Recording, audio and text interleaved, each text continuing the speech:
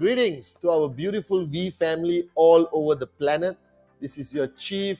So proud today to introduce a brand new series from the V that is going to be out every second Saturday of every month. And this series is simply called In the Zone with the one and only, our upline, our mentor, our visionary, the one and only Dato Sri Vijay Ishwan. Now, Dato Sri and myself did this 2 years ago, one episode, and we didn't continue after that. But due to the strong demand from all of you across the planet, Dato Sri has willingly agreed to do the episode every month for 2017, our limitless year.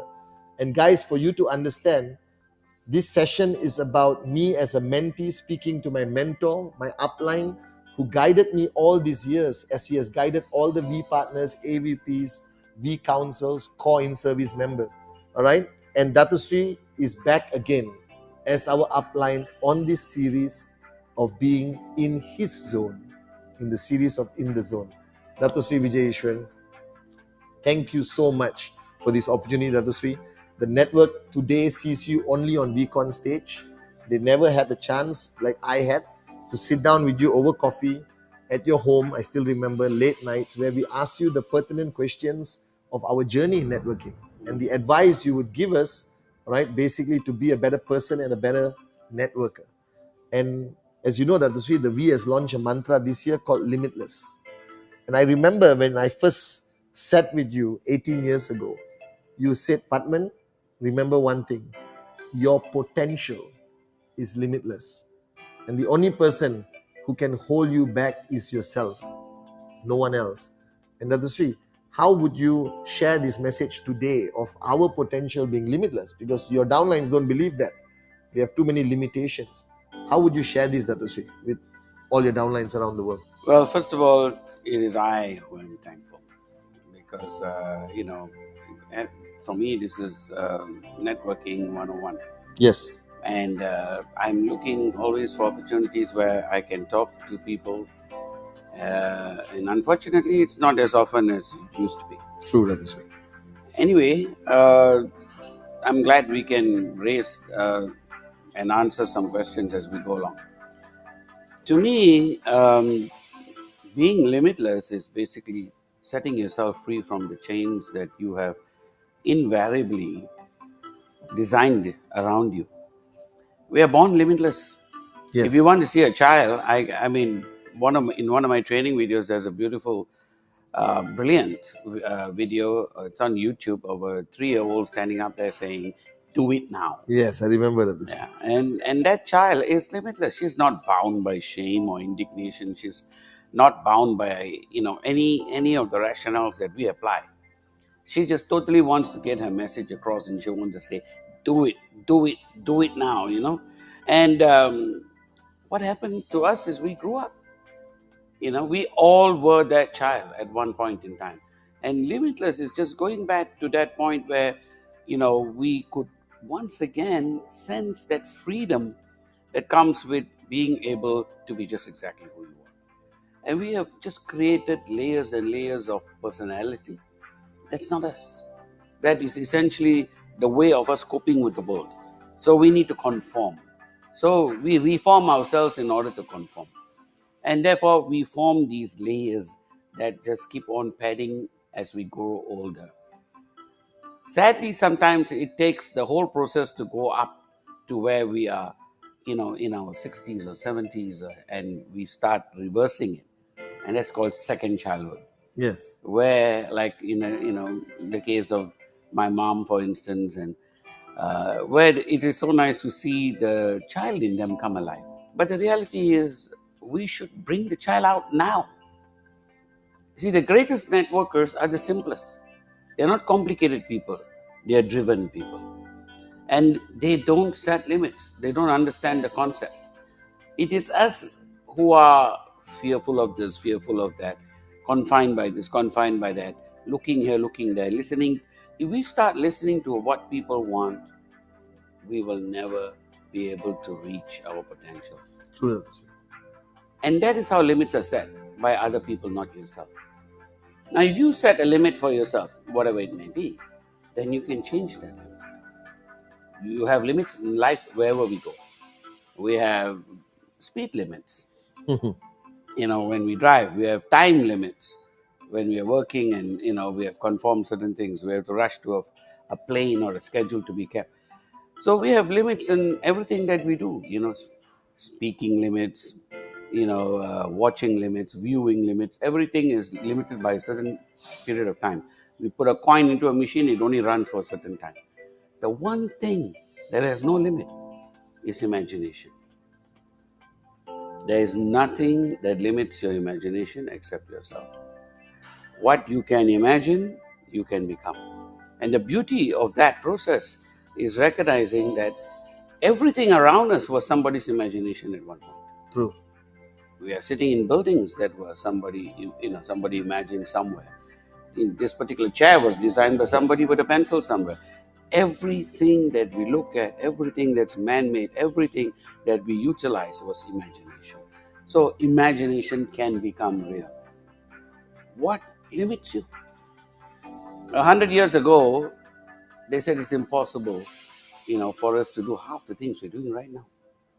Just 100 years. 100 years means your grandfather was born. Your grandfather was alive. Anyone's grandfather. We are now in our middle age and our grandfather was alive.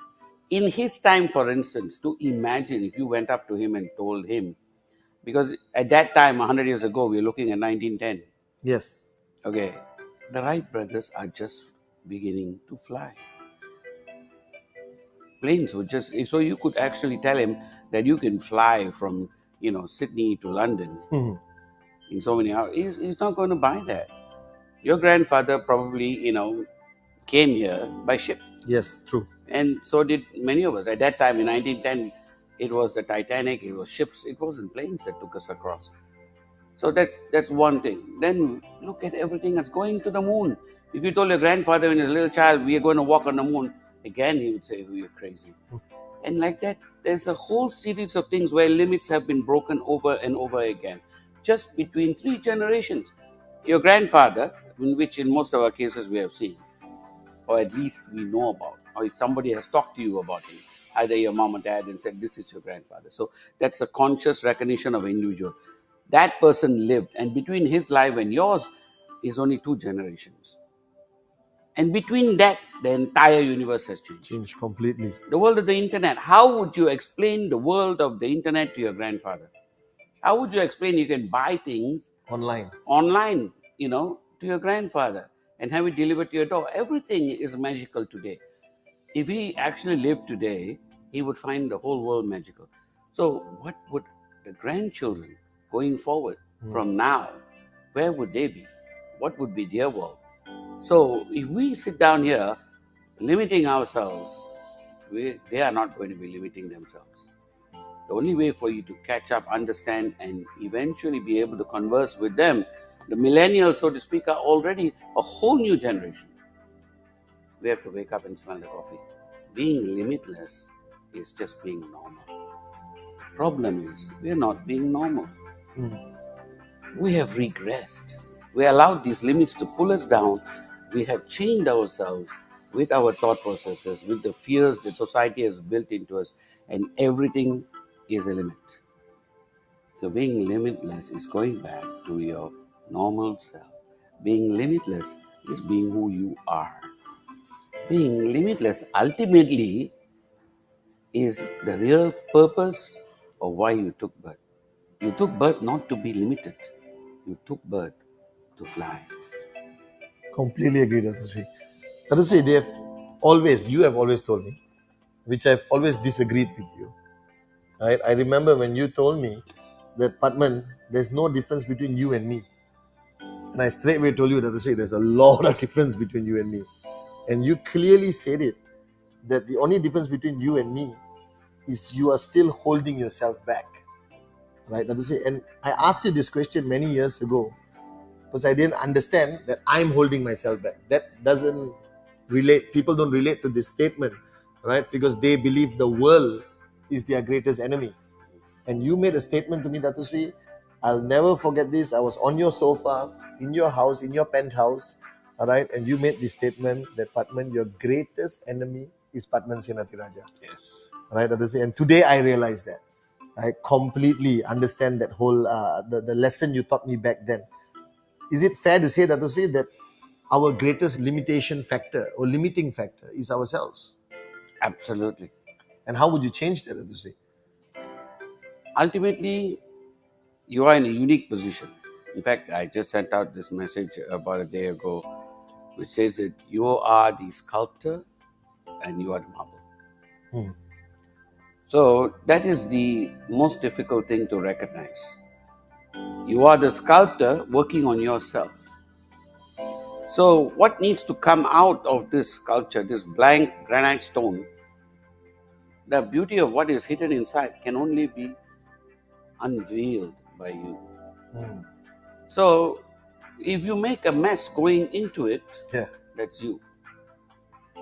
If you stick true to your ideals and keep improving what you do, then it will also come out. The thing to recognize is it's not so much that you are your own worst enemy in the sense that there is a Hitler inside of you. Yes. You are your own worst enemy simply because you tend to give in or give up. Yes. These are the two fundamental issues. Because generally you know what is right. But there are two things that stop you. One is you give in to temptation. You give in to the fact that, okay, the ego always says to you, Yes. you got to do this, you got to do that. And it even keeps rationally advising you that you're doing the right thing. True, Dato Sri. But if you don't keep going back to find a neutral point of reference, a mentor, guide, anyone else out there, there are 100 points of reference. People are always willing to guide. True. So people are always willing to direct you. Even your worst enemy actually can be your best teacher. Are you I with me? realize that, Dato Sri. What your worst enemy will tell you is exactly what you need to do. What he is confident you will not do. Hmm. So a lot of times, just listening is a great guide. But just listening means you have to overcome your ego.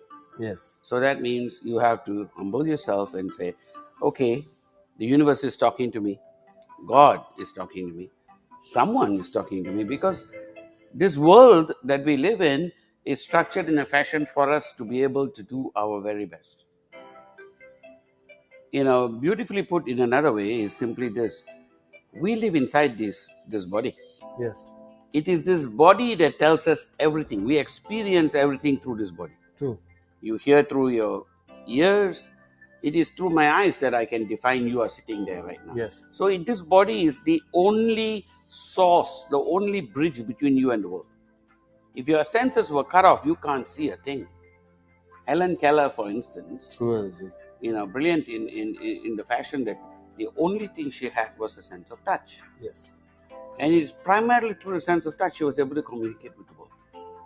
But because she could not see, she was deaf and dumb, her essential senses were cut off, which meant that beautifully she was in a constant state of mauna, a constant state of Silence. meditation and silence, which allowed her mind to converse with the world, and she was able to see a lot more clearly than us, able to see a lot more clearly than you and me, because simply of the fact she didn't have all the interruptions, she didn't have all the layers, she was a lot more sincere. True, Dato Sri. She was limitless. Hmm. Helen Keller is a classic example of someone who was limitless. Are you with me? Yes. So she went against the grain. She became the person, the inspiration she was, because she was limitless. So again, what is the worst enemy we have? All of these programming that's in our head. We give up because of the programming. We give in because of the ego. So these two issues, have to be removed. Understood. Because what you were told yesterday is yesterday's news. And the fact that you learned it yesterday means it needs to be relearned today. You need to find a new mentor, guide, source of learning today. So whatever is there cannot be taken as a guide for today. First Understood. rule, that's humility. Second, what you're going to apply tomorrow is also not relevant. The only thing relevant, because tomorrow is a dream, yesterday is a memory. Today, right now, this moment, living in now, Living in now is the only way to live. Helen Keller had no choice. She had totally cut off. She lived in the now. Mother Teresa beautifully lived in the now. When a reporter asked her, as she bent up to pick up a dirty child from the muddy pool that was there on the ground, she just picked up this child and her robes got all dirty. While cleaning the child, while carrying the child and caressing the child with her love, the reporter says, "What difference does it make to pick up this one child?" And she said, "It makes a difference to him."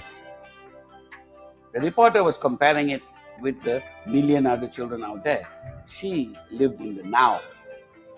And living in the now meant this child, at this moment, there was a difference. And that's exactly how you have to overcome, by living in the now. Dato Sri, thank you so much, Dato Sri. With this bringing back memories of me sitting with you over the past 18 years. Thank you so much, Dato Sri, for the first episode. And guys, many more episodes to come with our one and only upline and mentor, the one and only Dato Sri Vijay Ishwan. And this is your opportunity to be in his zone.